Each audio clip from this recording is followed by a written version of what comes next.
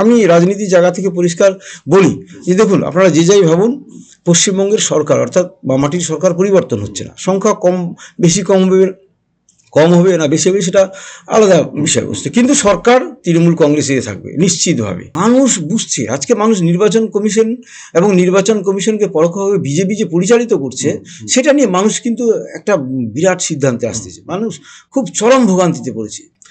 নমস্কার, আরসিটিভি সংবাদের বিশেষ অনুষ্ঠান ভোটের খাস কথায় আপনাদের সকলকে স্বাগত।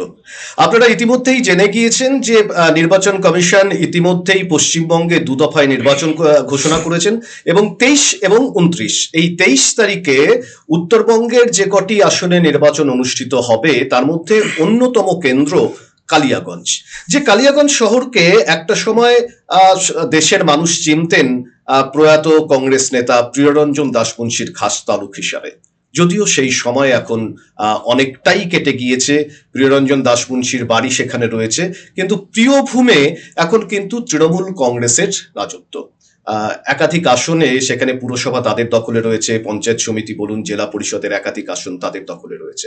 ফলে সব মিলিয়ে কালিয়াগঞ্জ কেন্দ্র কিন্তু এবার নির্বাচনে অন্যতম আকর্ষণের কেন্দ্রবিন্দুতে পরিণত হয়েছে।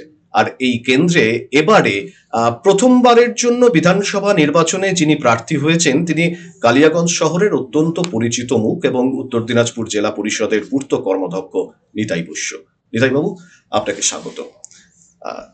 আগামী 23 তারিখ একেবারে ফাইনাল ম্যাচ আপনার জীবনে, প্র্যাকটিস কেমন চলছে, কিভাবে প্র্যাকটিস করছেন ফাইনাল ম্যাচ খেলতে আসার? নমস্কার। প্রথমত আমি আপনার চ্যানেলের মধ্য দিয়ে আমার বিধানসভার অন্তর্গত সমস্ত সৃজনশীল মানুষজন যারা রয়েছেন, অধিবাসী যারা রয়েছেন, তাদেরকে আমি নতমস্তকে প্রণাম জানাই, শ্রদ্ধা জানাই।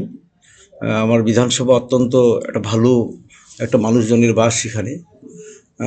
সেই জায়গা থেকে যদি বলেন, দেখেন আমাদের প্রস্তুতি নতুন কিছু নয়। আমি বিশেষ করে আমি দীর্ঘদিন থেকে রাজনীতির সাথে যুক্ত রয়েছি। সেই নিরিখে আবার ব্লক সভাপতি হিসাবেও পার্টির দায়িত্বে রয়েছি। সেই জায়গা থেকে আমরা দীর্ঘদিন থেকে গ্রামে গঞ্জে সব জায়গায় মানুষের সাথে একটা নিবিড় যোগাযোগ রয়েছে।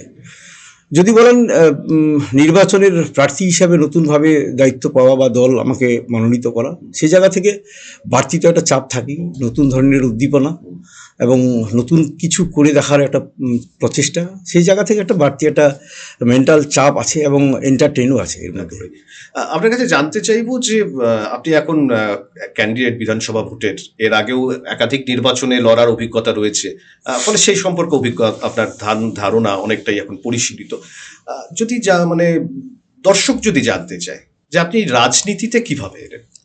দেখুন, যদি বলেন যে রাজনীতির জায়গা থেকে আমার পরিবার যেটা, সেটা মোটামুটি একটা রাজনীতিক পরিবার। আমার ঠাকুরদাদাও একসময় সেই সময়কার বাম রাজনীতি মানে লাঠিয়াল রাজনীতিতে যুক্ত ছিলেন। পরবর্তীকালে আমার দাদা বাবারা রাজনীতির প্ল্যাটফর্মেই ছিলেন। পরবর্তীকালে আমি যখন কলেজ লাইফে আসি আর কি, অর্থাৎ বালুঘাট কলেজে আমি আমার যে ছিল আমার অনার্স জুওলজি, সেই ফ্যাকাল্টিতে আমি ক্লাস প্রতিনিধিত্ব করি এবং রিপ্রেজেন্টেটিভ হই। সেই জায়গা থেকে আমি কালচারাল সেক্রেটারি হই এই কলেজের। পরবর্তীকালে আমি প্রথম যখন পঞ্চায়েত নির্বাচনে দাঁড়াই, পঞ্চায়েত সমিতির কালিয়াগঞ্জ পঞ্চায়েত সমিতি, সেখানে আমার প্রথমবারই বিজয়ী হয়ে আমি কালিয়াগঞ্জ পঞ্চায়েত সমিতির সভাপতি হই এবং পরবর্তীকালে ধাপে ধাপে আমি জেলা পরিষদেও প্রতিনিধিতা করি এবং সেখানেও জিতে বর্তমানে উত্তর দিনাজপুর জেলা পরিষদে আমি পূর্তের কর্মাধ্যক্ষ রয়েছি। আচ্ছা, যেদিন প্রথম ঘোষণা হলো একেবারে কালীঘাটের মুখ্যমন্ত্রীর বাড়ি থেকে যখন নাম ঘোষণা হচ্ছে, টিভির সামনে তো নিশ্চয়ই বসেছিলেন। একদম। নাম ঘোষণার আগে পর্যন্ত কি অনুভূতি ছিল আপনার? দেখুন, কালিয়াগঞ্জের মধ্যে বেশ কয়েকজনই আমরা একসাথেই ছিলাম, যে কিছু নাম ছিলই, তার মধ্যে থেকে যে কেউ আমরা হতে পারতাম।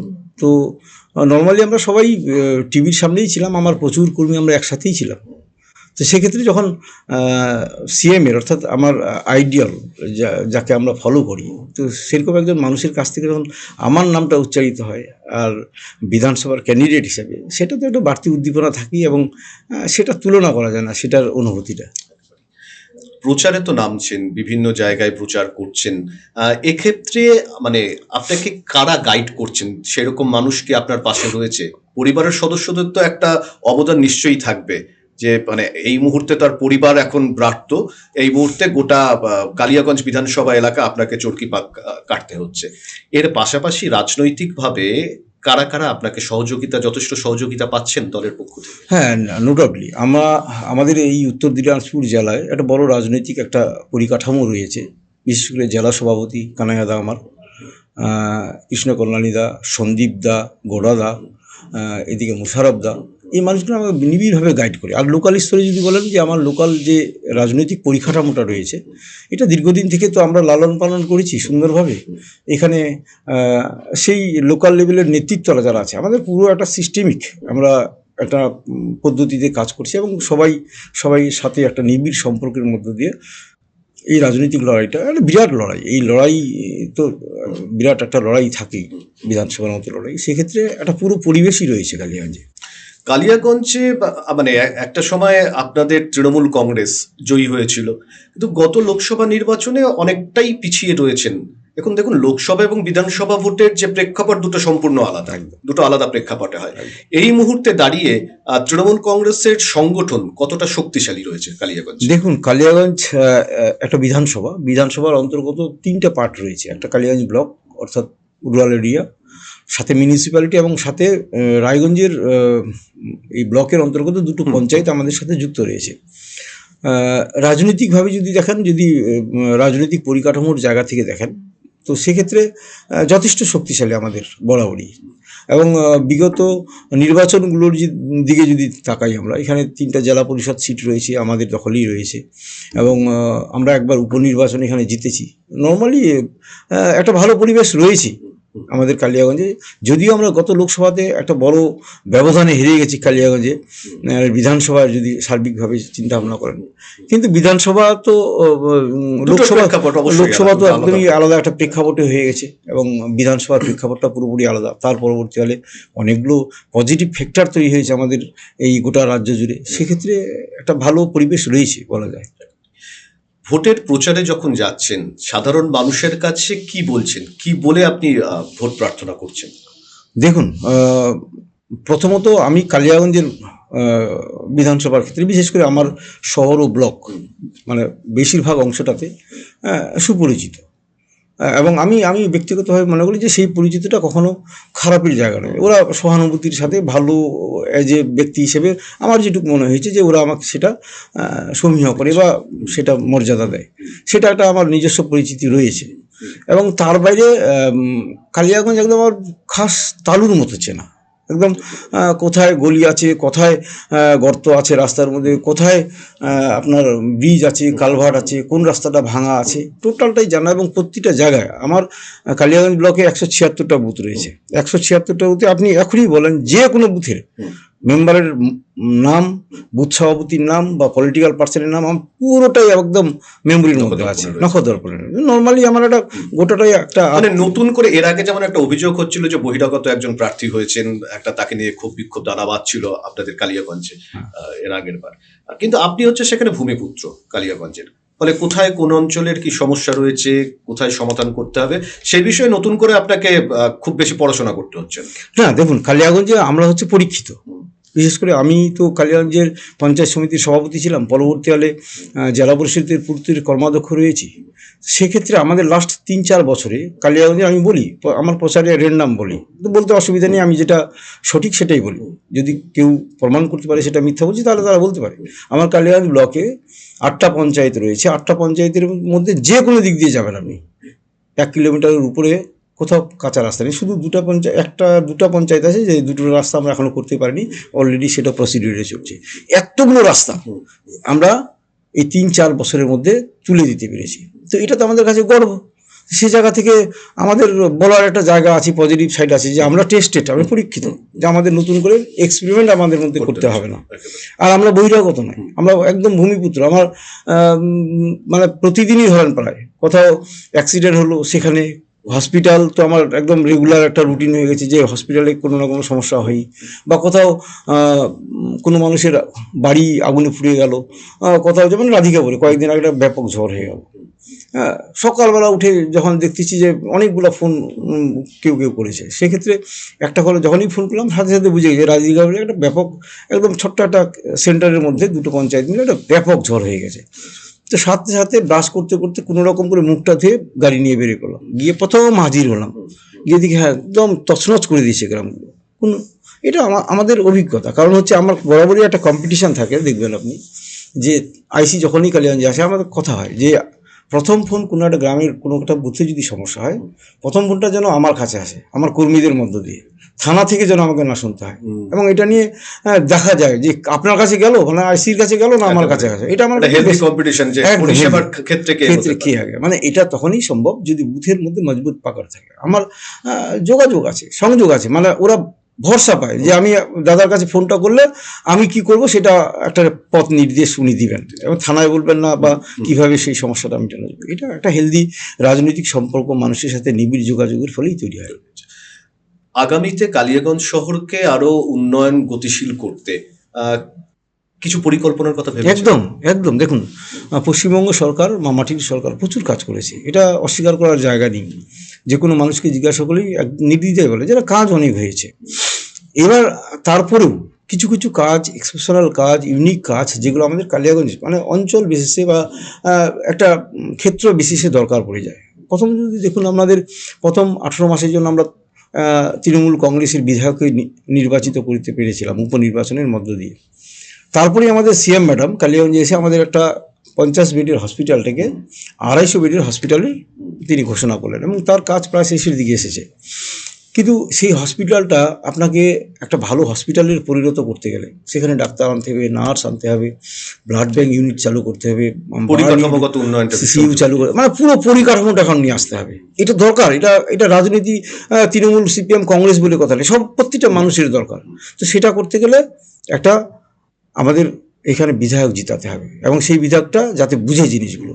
আমি রাজনীতির জায়গা থেকে পরিষ্কার বলি যে দেখুন, আপনারা যে যাই ভাবুন, পশ্চিমবঙ্গের সরকার অর্থাৎ মাটির সরকার পরিবর্তন হচ্ছে না। সংখ্যা কম বেশি কম হবে না বেশি হবে সেটা আলাদা বিষয়বস্তু, কিন্তু সরকার তৃণমূল কংগ্রেসে থাকবে নিশ্চিতভাবে, এটা আমার বিশ্বাস। এবং সাধারণ অনেক মানুষই যারা রাজনৈতিক বিশ্লেষণ করে তারা মোটামুটি এই জায়গায় নিশ্চিতভাবে আছে।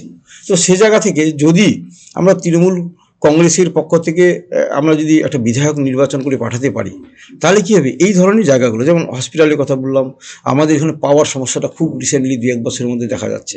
একটা মাত্র সাবস্টেশন রয়েছে, 2টো সাবস্টেশন করতে হবে। আমাদের কালিয়াগঞ্জে একটা বিরাট একটা জায়গা রয়েছে, আপনার চান্দল বলে একটা জায়গা রয়েছে, 33 একর জায়গা আছে।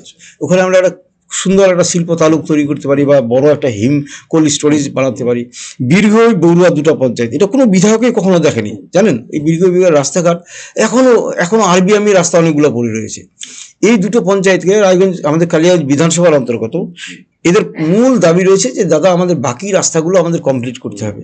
আপনার কালিয়াগঞ্জ যেভাবে সাজিয়েছেন, কালিয়াগঞ্জ শহর যেভাবে সুন্দর করে পৌর পরিবার সাজাচ্ছে, সেভাবে আমাদের বীরভূম বড়ুয়াটা সাজিয়ে দেন। এটা দাবি রয়েছে মানুষের, এই দাবিটা তো আমাদের পূরণ করতে হবে বা তাদের মূল্য দিতে হবে। এই জায়গাগুলো আমাদের খুব বড় করার জায়গা রয়েছে। নিতাইবাবু, আরেকটি বিষয় যে কালিয়াগঞ্জের একটা মানে বিশেষ কিছু অঞ্চল, সেখানে ধরুন একটা সীমান্তবর্তী এলাকা রয়েছে, সীমান্তে একাধিক সমস্যা সেখানে থাকে। পাশাপাশি কালিয়াগঞ্জের মানুষের একটা বড় দাবি, আপনাদের ওখানকার যে নদী, শ্রীমতী নদী, সম্ভবত শ্রীমতী একদম নদী, শ্রীমতী নদী, সেটা সংস্কারের অভাবে এখন অনেকটাই প্রায় একেবারে নষ্ট হয়ে যেতে বসেছে। এই যে সীমান্ত এলাকার যে সমস্যা বা এই যে শ্রীমতী নদী, কালিয়াগঞ্জের মানুষের দাবি, সেটা নিয়ে কিছু ভেবেছে? একদম, এটা খুব, আমরা যারা সীমান্তে রয়েছি, কারণ আমাদের প্রায় বর্ডারে যেতে হয়, সবসময় সমস্যা হলে রাধিকাপুরের সেই রেল স্টেশন, তার পাশে বর্ডারে যাই। তো রিসেন্টলি বর্ডারের যারা দায়িত্বে রয়েছেন, যারা অফিসাররা রয়েছেন, যে অফিসার আছেন বর্তমানে, এত সমস্যা করছে ভাবতে পারবেন না। মানে যে কোনো অজুহাতে, যে কোনো পরিস্থিতিতে স্থানীয় যারা মানুষজন আছে, যে মানুষগুলো অত্যন্ত সহজ সরল মানুষগুলোকে মানে বিনা কারণেও উদ্দেশ্য প্রণোদিত হবে, জানেন, এত হ্যাকেল করছে, ভাবা যায় না। এটা আমাদের বড় সমস্যা। এই সমস্যা কিভাবে আমরা মেটাবো?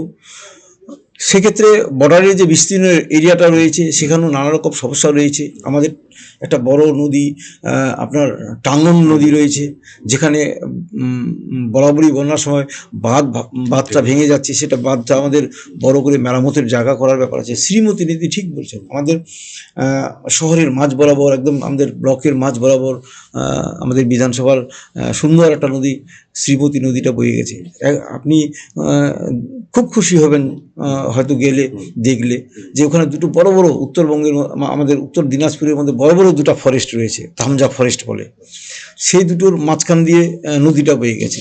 তো এই নদীটাকে যদি আমরা সংস্করণ করি, আর এই সংস্করণের একটা অলরেডি মানে প্রক্রিয়া আমাদের জেলা প্রশাসন বা আমাদের উত্তর দিনাজপুর জেলা পরিষদের পক্ষ থেকে কিন্তু প্রসিডিউর অলরেডি শুরু হয়ে গেছে, যার মেজারমেন্ট, যার একটা নির্দিষ্ট রুট বার করা, যে ক্যানেলটা কোন দিক দিয়ে গেছে।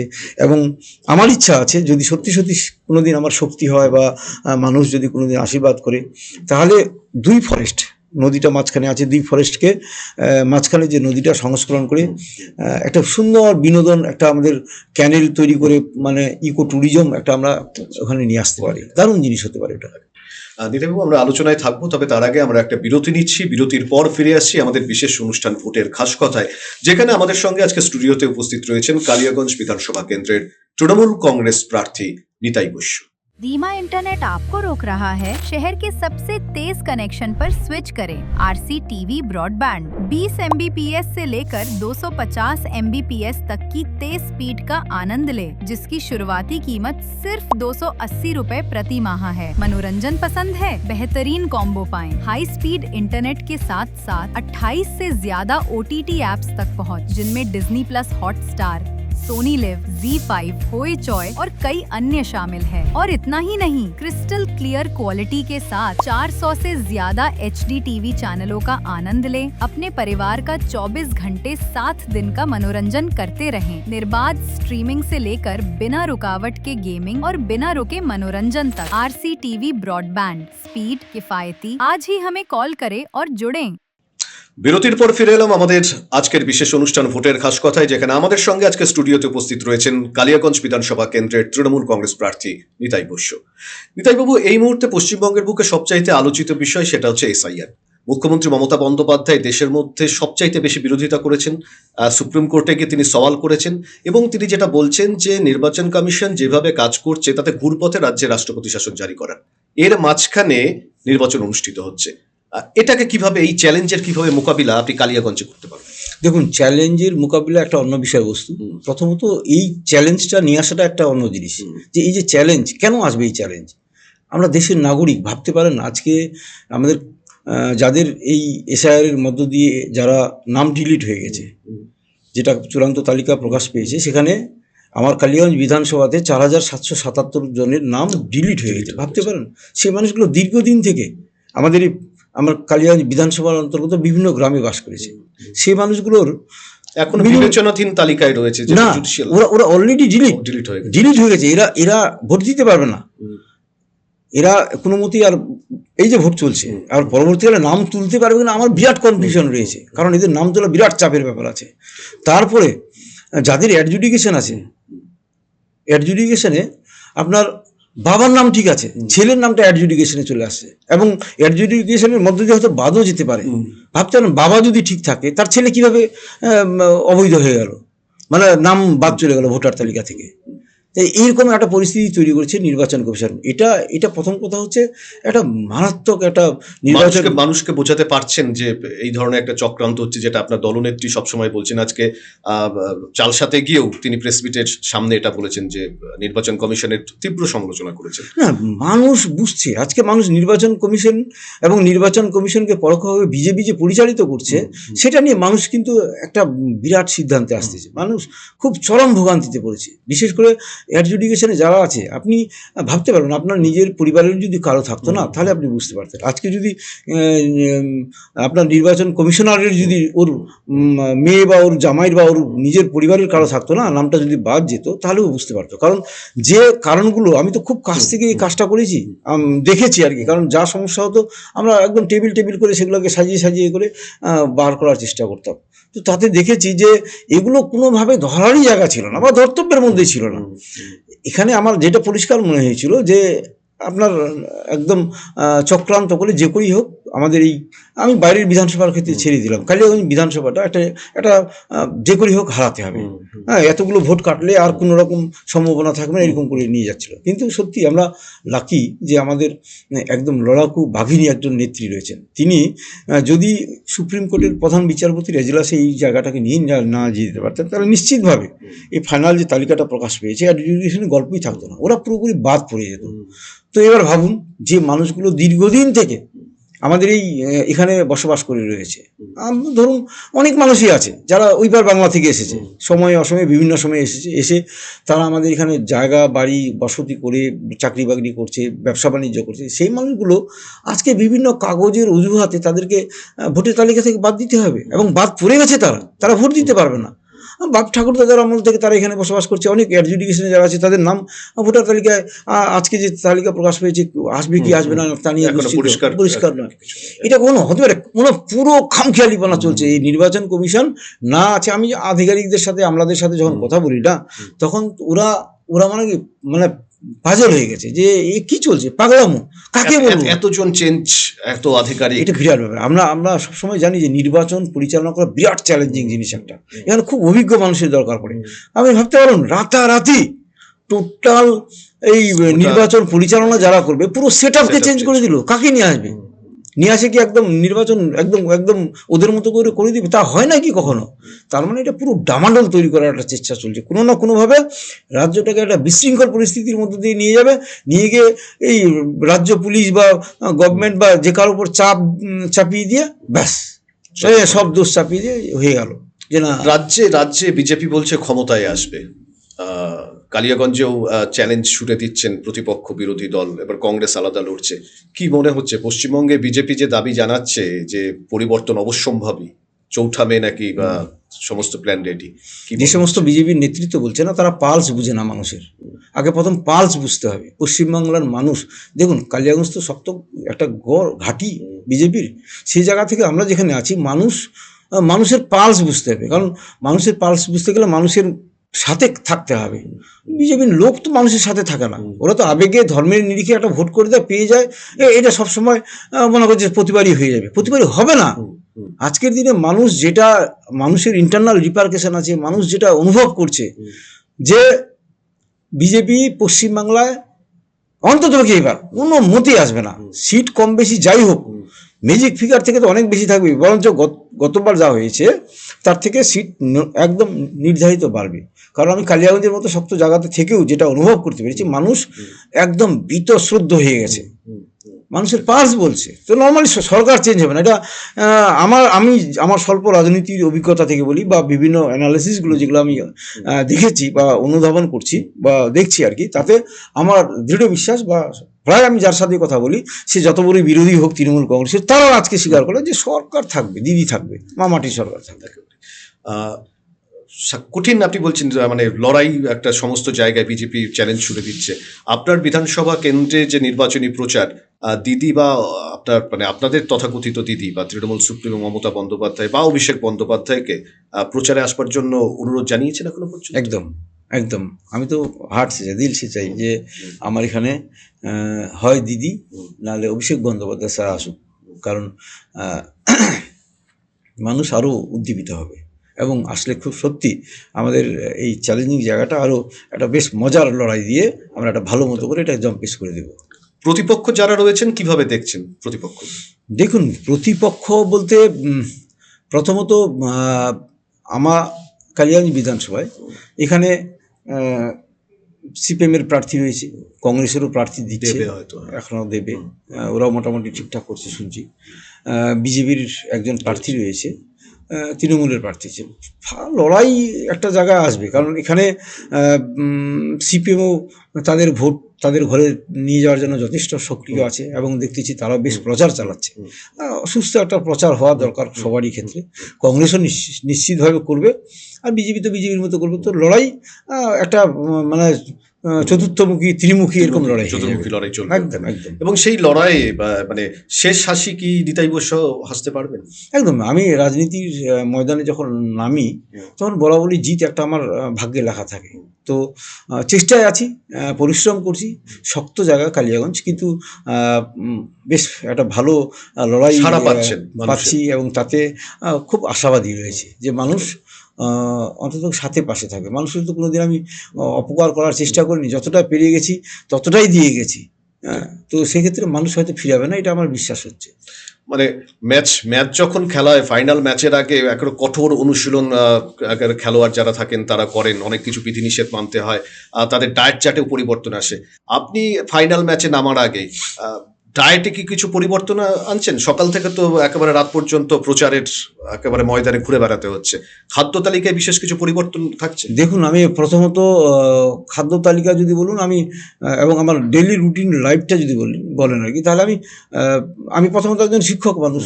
তো সে জায়গা থেকে আমি আমার মর্নিং ওয়াক থাকি। আমি প্রথমে স্টেশনে হাঁটি বা বিভিন্ন মাঠে একটা রেগুলার হাঁটা থাকে এবং সেটা কন্টিনিউয়াস এখনও আছে।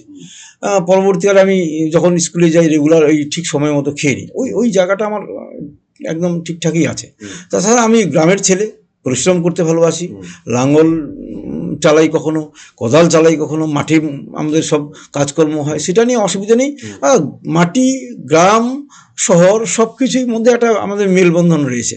তো পরিশ্রম একটা আমার নর্মাল লাইফ, এটা নিয়ে আমি কখনো আলাদা কিছু নেই। আর ডায়েট খুব সিম্পল খাওয়া দাওয়া, তার মধ্যে কোনো রকম এক্সট্রা কিছু নেই। এই যে একটা তো মানসিক তো চাপ থাকেই, একটা লড়াইয়ের ময়দানে অবতীর্ণ যখন হচ্ছেন, এই প্রেশার কাটাতে কি করেন? গান শোনেন না বই পড়েন?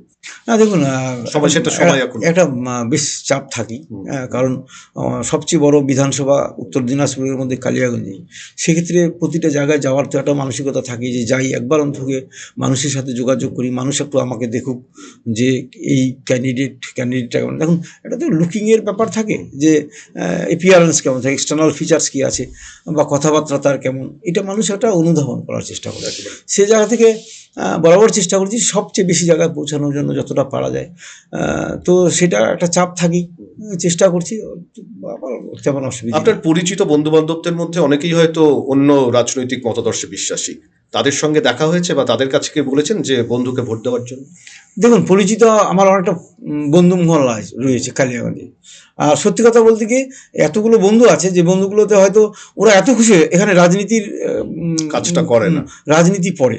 কারণ কালিয়াগঞ্জে আমাদের এমন একটা সৃজনশীল সমাজ রয়েছে, ভালো মানুষ। কালিয়াগঞ্জ বিধানসভা, বিশেষ করে কালিয়াগঞ্জ শহর আর কালিয়াগঞ্জ ব্লকের মানুষ খুব ভদ্র, খুব ভালো মানুষ এবং খুব সহজ সরল প্রকৃতির। আমাদের কালিয়াগঞ্জ শহরটা অদ্ভুত একটা বৈশিষ্ট্য আছে, জানেন? কালিয়াগঞ্জ শহর ব্লক, যে কোনো আপনার বিডিও বলেন বা আইসি বলেন, যখন তারা কাজ করতে আসেন, কাজ করতে করতে যখন কাজের শেষে ফিরে যান, তখন চোখের জল ফেলেন, কারণ এত ভালো জায়গা, মেলবন্ধন তৈরি এত মানে এখানে যে জায়গায় আমরা রাজনীতি করি না কেন, আমরা সর্বশেষে যাতে শান্তিটা বজায় থাকে কালিয়াগঞ্জের, সেটা আমরা খুব একটা নেগোসিয়েশন থাকে, খুব একটা আলাপ আলোচনা থাকে। তো নর্মালি যে আধিকারিক এখান থেকে যান, তখন মনে একটা ভালো একটা চিত্র নিয়ে যান কালিয়াগঞ্জের জন্য। তো এটা আমাদের কাছে একটা এক্সট্রা পাওনা। তো সেই জায়গা থেকে কালিয়াগঞ্জে আমার যারা বন্ধু বান্ধব রয়েছে, তো তারা বরঞ্চ আমাকেই ফোন করে, আমি তো কিছুটা করি যতটা পারি, ওরা এত খুশি হয়েছে, বন্ধু